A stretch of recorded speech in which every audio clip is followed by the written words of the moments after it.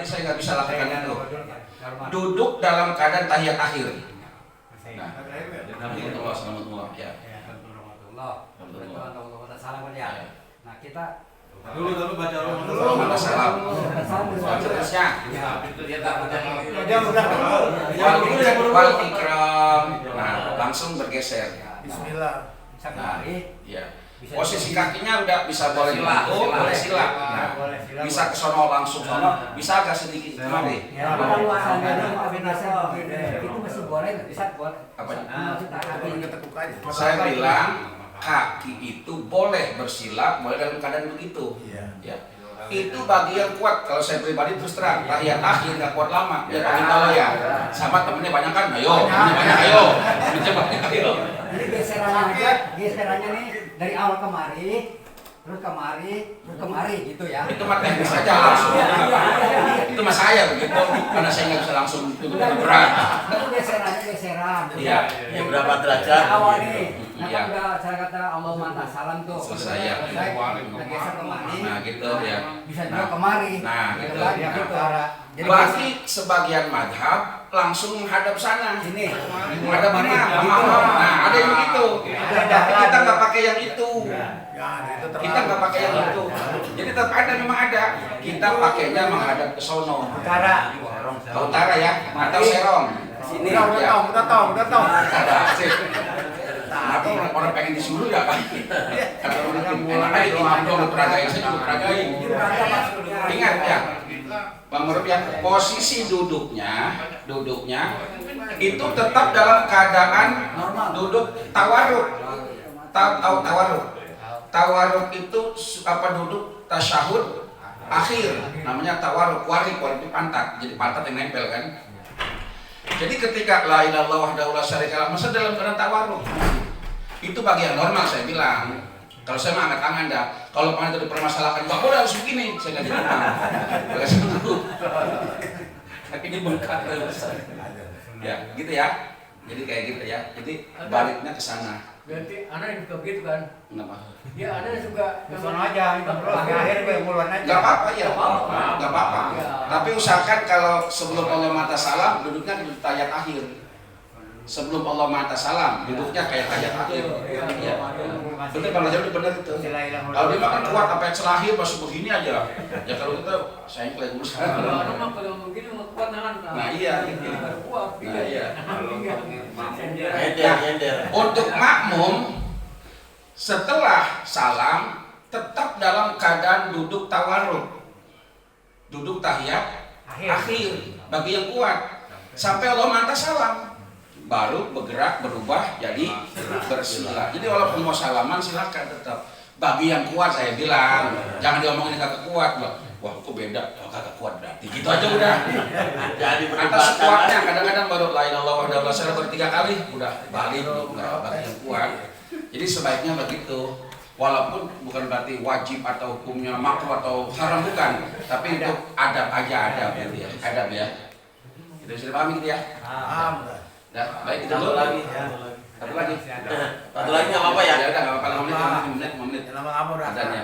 Nah, ini kadang-kadang Lanjutkan pada dasar nanti ya. di saat sholat ya, itu kita itu cuma makumik doang gitu, nggak ada suaranya gitu. Itu kan batal ya? Iya. Menurut apa namanya? Jadi contoh ya. Kita mau sholat zuhur kan sir itu ya. Nah kita nggak bersuara walaupun sedikit gitu loh. Jadi baru mau dong. Sampai terakhir sampai suratnya juga seperti itu sampai rukuk. Nah, saya sudah beberapa kali tanya itu katanya nggak sah gitu ya. Nah, maksud saya kalau udah terlanjur seperti itu kita ngulang lagi dari awal apa enggak? Gitu. Maaf, biar nggak salah, biar saya nggak salah paham. Tolong diulang lagi, saya kurang konsen. Ada WA anak-anak Gema katanya mau nyusul, tapi belum saya respon itu. Dari tadi. Ya. Tapi nyusul nanti habis masuk, apa boleh penggak atau gimana? Ya saya ulangi. Jadi saya pribadi ini bukan saya pribadi terkadang kalau sholat duhur atau asar yang sir lah ya gitu kan, itu cuma umi doang, kagak keluar suaranya. Nah ingat-ingat udah 2 rakaat gitu ya. Lah tadi mau umi doang, kagak ada balik. Kalau dia Ikutin yang bingung. Oh, sholat sendiri. Sholat sendiri maksudnya? ya kadang-kadang begitu. Nah kalau udah 2 rakaat itu lupa nih, baru ingat tadi cuma lupa umi doang yang gak ada suaranya. Itu harus diulang dari awal apa enggak? Sholat jahar, kalau sholatnya sholat sir. Ya. Sholat sir kalau sendiri, nggak jahar nggak apa-apa. Takbir intikal, takbiratul ihram nggak masalah. Ya, sendiri misalkan ya. Iya. Cuma yang dimaksudnya umi sudah nggak baca. Alhamdulillah gitu. Baca Al-Fatihahnya. Oh, maksudnya gitu. Itu namanya bukannya suara, bacaannya. Iya, bacanya. Bukan suaranya umi. Maksudnya nggak baca Fatihah, nggak baca surah. Ya baca tapi dalam hati aja. Ya sah udah. Sah. Udah sah. Ada makmum dia. Jadi kalau sholat duhur, Allahu Akbar. Nggak apa-apa udah. Jangan sendiri sih. Cuma ketika takbir itu usahakan di suara. Iya. Allahu Akbar. Sami Allahu liman hamidah. Allahu Akbar. Takbir intikal sampai takbir ada suara. Kalau bacanya Al-Fatihah, tapi jangan boleh kalau umi. Masih ada suaranya. Kalau bahasa Jawa kan maumi namanya.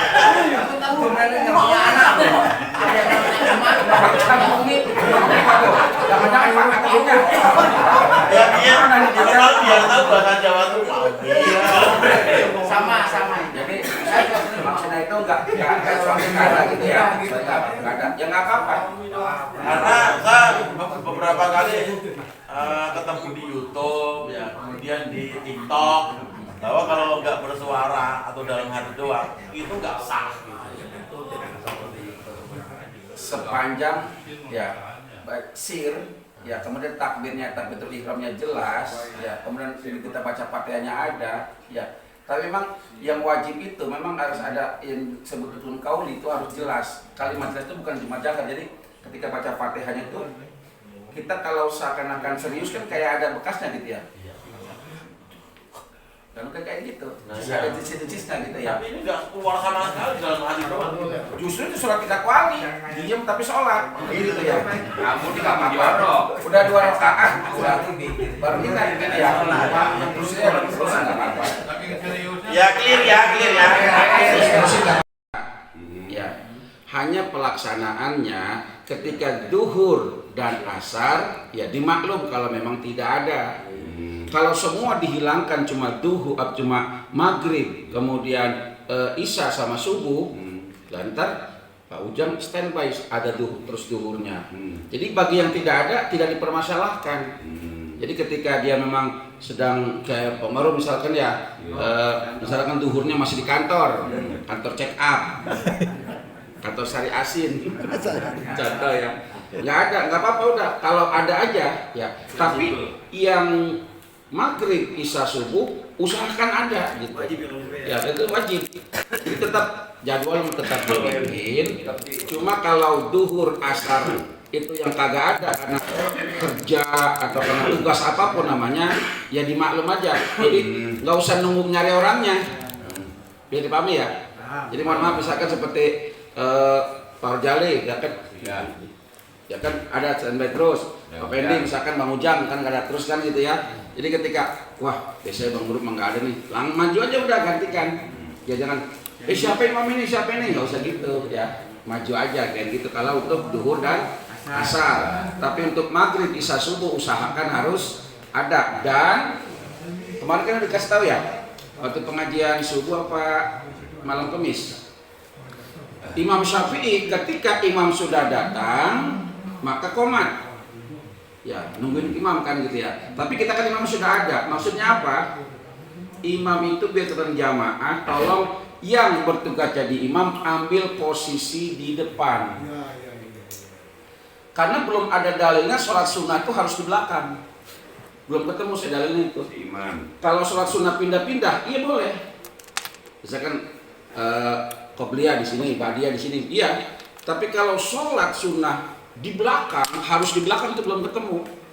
Ya, jadi maksud saya yang imam jadwal imam. Contoh misalkan maghrib ini ya Fadlul Hakim, mana Fadlul Hakim? Ada ya? Ya misalkan langsung wah udah pakai jas nih, maju dia.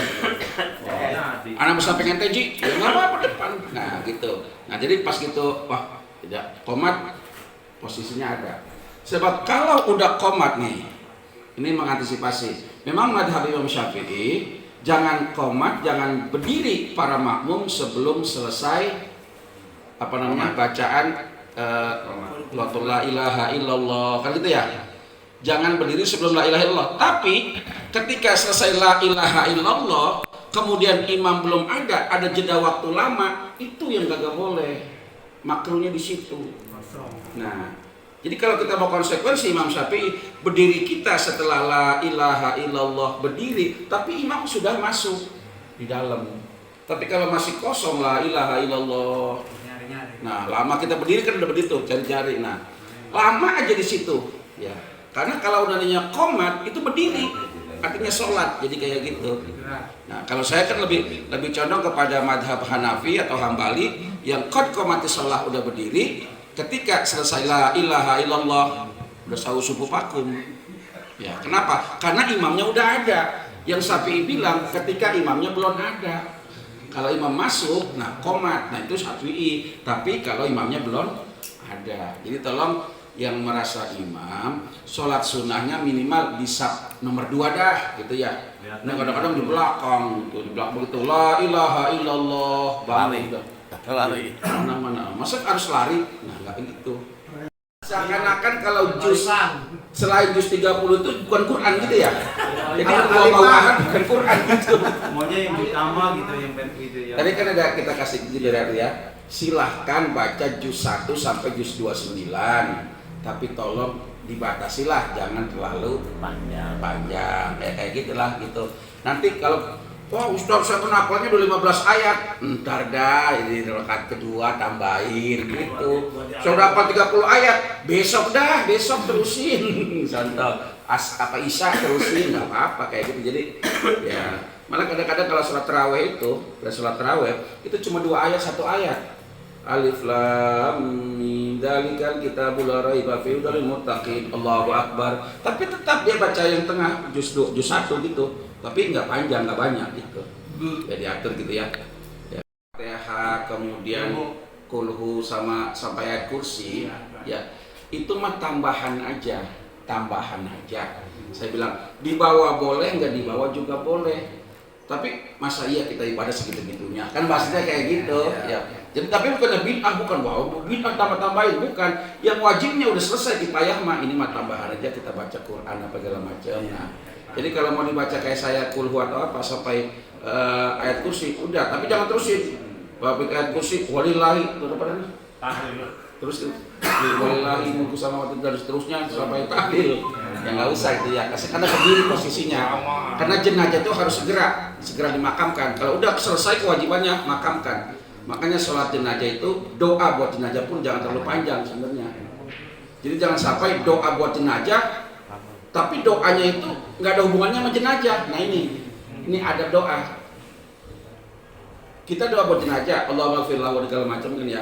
Tapi dalamnya Allahumma aghna bil ilmi wa zaina bil ilmi. Ada nggak hubungannya sama jenazah? Ada. Untuk ilmu. Nah, jadi tolong doa itu ketika kita tahlil kan doa jenazah almarhum dia apa yang dibaca? Nggak banyak. Nggak apa-apa. Ini kalau kiai pada ngumpul, doa satu ngena jauh lebih dihormati ketimbang doa para kiai doa nih. Ada para kiai ngumpul, doanya panjang banget sama kiai itu nggak dihargai. Soalnya Gua kalau juga bisa. di kita kiai rasanya pengen dilihat setel habis ya. Nah, jadi gitu tolong doanya itu yang berhubungan dengan jenazah. Dengan apa? Allahumma ighfir lahu warhamhu kayak gitu. Allahumma inna nas'aluka keselamatan fid din. Nah, kan ada jasa di segala macam sampai maut itu ada hubungannya. Tapi kalau Allahumma aghna bil ilmi wa zaina bil ilmi wa qna bit taqwa. Allahumma inna na'udzubika min ilmin la yanfa. Apa hubungannya? Ya Allah jauhkanlah aku dari ilmu yang enggak barokah. Lah kan kita doain aja. Kalau tahu artinya itu kata kiai, ya main lu kurang jauh. Rata lu enggak puncak. Kata ya kayak gitu. Adilun ajal mait khair. Nah, jadi ini kadang kelemahan kita, ketakutan kita gitu kan, itu bahasa Arab. Jadi intinya adalah kita saksikan bahwa jenazah ini adalah sudah dalam keadaan baik. Pak Ustadz, dia untuk mabuk apa kan, masih kita bersaksi baik? Kadang-kadang dipermasalahkan kan kita, saya nggak mau bersaksi. Itu bukan kesaksian amalia dia, kesaksian bahwa kita laksanakan kewajiban-kewajiban kita. Udah baik, ini dalam keadaan udah baik, dimakamkan udah. Kalau hisab mah terserah Allah. Nggak ada yang punya pikiran begitu. Ngapain bilang khair? Kagak khair sih, orang maling, mabuk, segala macam, kagak khair dia mah. Jadi bilang khair, kagak. Nah, jadi bagaimana? Bahasa Arab kan susah, nggak tahu ya. Bahasa Indonesia juga nggak apa-apa. Jamaah sekalian, apakah mayat ini sudah baik dalam keadaan khair? Khair, boleh. Yang penting bisa dimaklum oleh jamaah. Ketimbang bahasa Arab kepanjangan, ayyuhal hadirun, misalkan gitu ya. Kaifa tashhaduna bi anna hadzal mayta hal hadzal mayta min ahlil khair? Tidak. Masuk. Kagak khair. Ya. Kalau mau minum Ustaz, kata dulu perasaan katanya boleh kita ya. Nanti bersaksi. Saya bilang begini tadi kan ya. Yang dimaksud khair di situ bukan kesaksian kita untuk hisab dia, bukan. Tapi kesaksian kita melaksanakan kewajiban kita. Ini mayat sudah diurusi dengan baik, udah dikafani, udah dimandikan, disolatin, dan mau dikuburkan sudah dalam keadaan baik, layak ya. Min ahlil khair, apakah dari ahli orang yang udah baik ya? Itu mah wahisabuhum 'ala Allah kan gitu kan. Hisabnya terserah Allah. Apakah berarti semua ngomong khair ini orang yang langsung masuk surga? Kan enggak.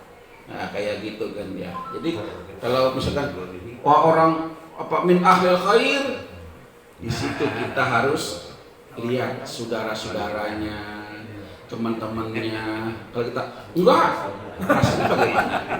Nah, kayak gitu. Jadi ada akhlaknya juga. Kalau mau diem ya nggak apa-apa. Tapi kalau semua diem, kasihan juga. Tukang mabok mati min ahlil khair. Ayyuhal hadirun min ahlil khair. Min ahlil khair, ayo sekalian. Lu kagak bisa ngomong pada lu.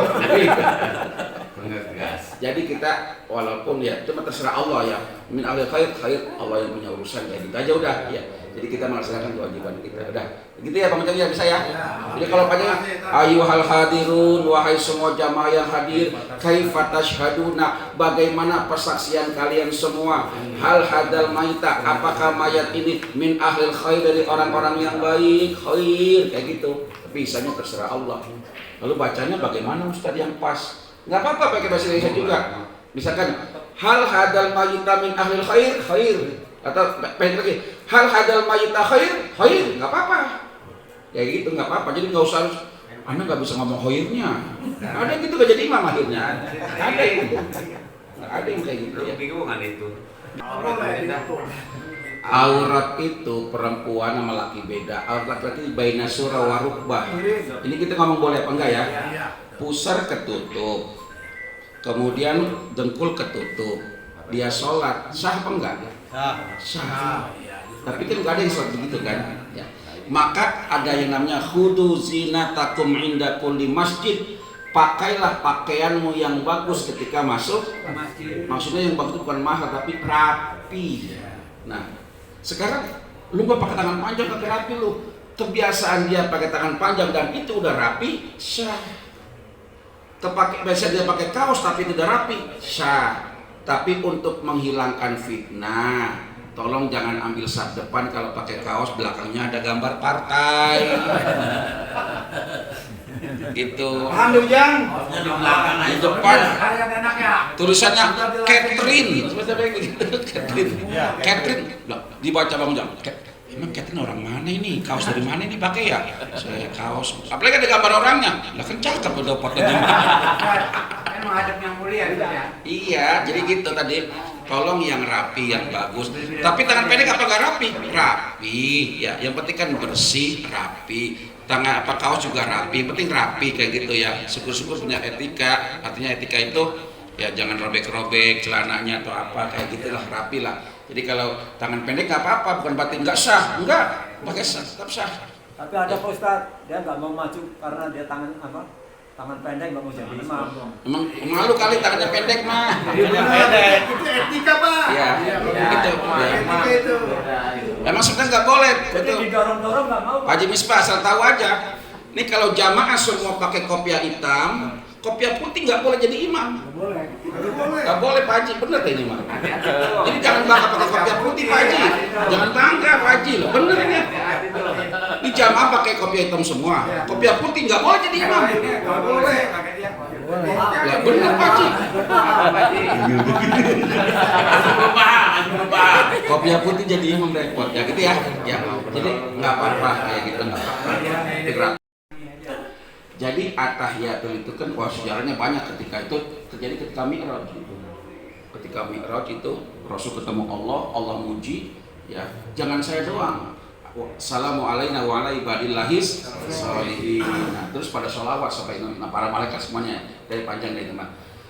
Kemudian ya, ketika syahadat asyhadu alla ilaha illallah.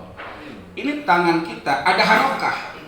Berarti sebelumnya tangan kita agak terbuka, ya itu digoyak takrib ada, cuman udah ada ya, juga terbuka. Tapi ketika kita mau tahiyat itu ada harokah gerakan, berarti, nah itu dimasuk gerakan tuh begitu. Ya ataupun gerakan begitu doang juga boleh. Ada gerakannya, maksudnya nunjuk ini, mata kita tertuju ke telunjuk. Nah, ya kan begitu. Mata kita tertuju ke telunjuk kayak gitu.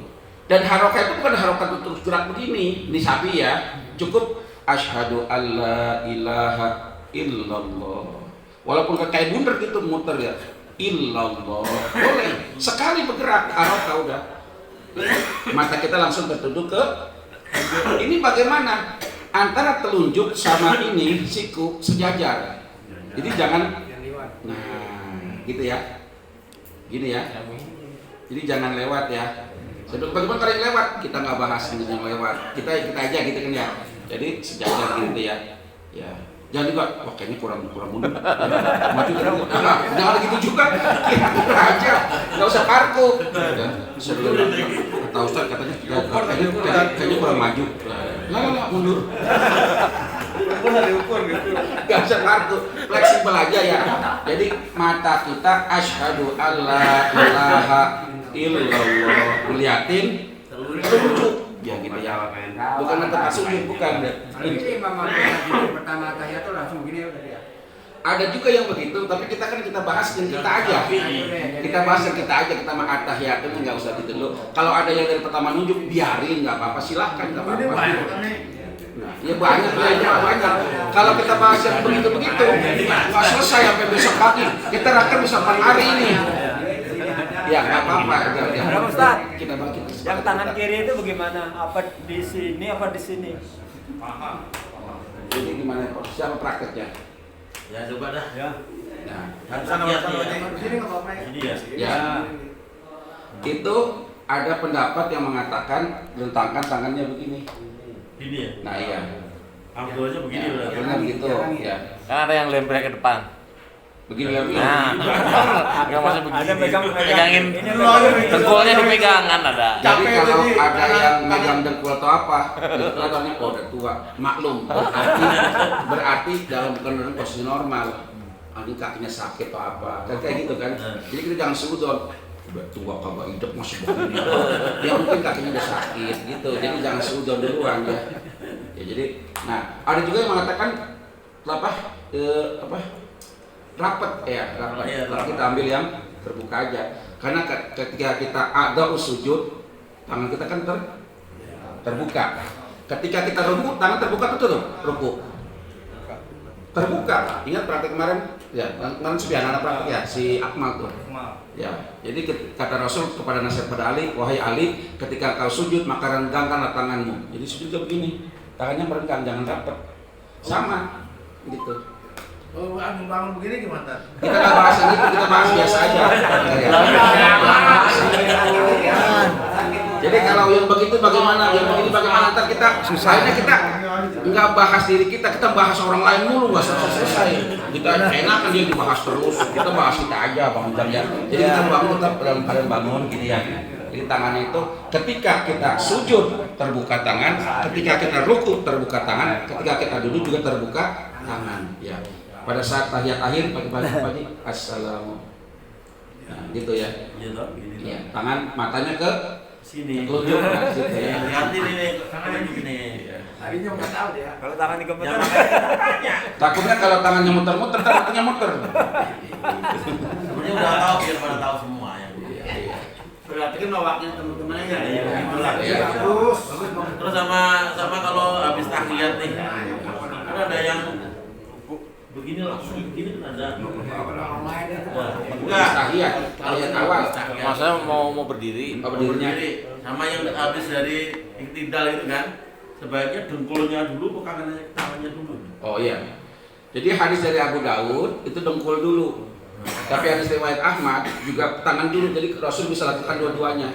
Jadi boleh. Tapi yang paling dipakai oleh mazhab Syafi'i adalah posisi dengkul terlebih dahulu menyentuh. Karena dengkul sakit akhirnya batuk tangan nih. Nah, batuk tangan boleh. Duluan maksudnya duduk duluan itu duduknya mau sujud gitu. Nah, Murah kalau umur Iya. masih itu ini kita kalau kondisi normal dahulukan Dengkul. dengkul duluan kayak gitu ya. Dan bangunnya juga nggak usah pakai begini nggak usah. Kita begini aja udah. Soalnya kalau begini banyak orang. Up sekalian aja. Kayak gitu ya. Cukup ya. Ya udah. Cuman